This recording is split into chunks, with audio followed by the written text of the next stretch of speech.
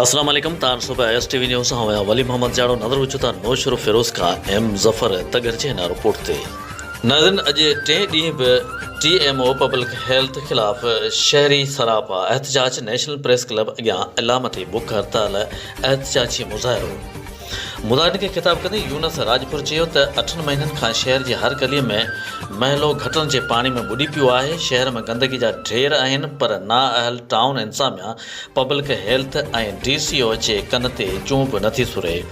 3 ॾींहनि खां मुसलसल शहरी एहतजाज पिया कनि पर ही अंधी ॿोड़ी इंतज़ामिया को बि तारुक नथी वठे। M ज़फ़र तगर चयो त असां हुननि खे 3 ॾींहनि जो अल्टीमेटम ॾिनो हो, 2 ॾींहं गुज़री विया आहिनि, बाक़ी 1 ॾींहुं आहे जे सुभाणे ताईं सफ़ाई न थी। हाणे शहरी जुमे जे ॾींहुं 11 बजे DC ऑफिस अॻियां धरणो हणंदा। कुझु बि थियो त ज़ुम्मेवार नाअहल गूंगी ॿोड़ी इंतज़ामिया हूंदी। उन मौक़े ते ख़ादिम सियाल चयो त ख़मीस ते DC ऑफिस अॻियां हर हाल में धरणो लॻंदो। समूरा शहरी पंहिंजा कारोबार बंदि रखनि ऐं असांजो साथ ॾेई हिन धरणे खे कामयाबु कंदा। शाहिद ख़ानज़ादा, मसरूर चांडियो, आदिल अब्बासी, ग़ुलाम रसूल फुल पिणु ख़िताब कयो।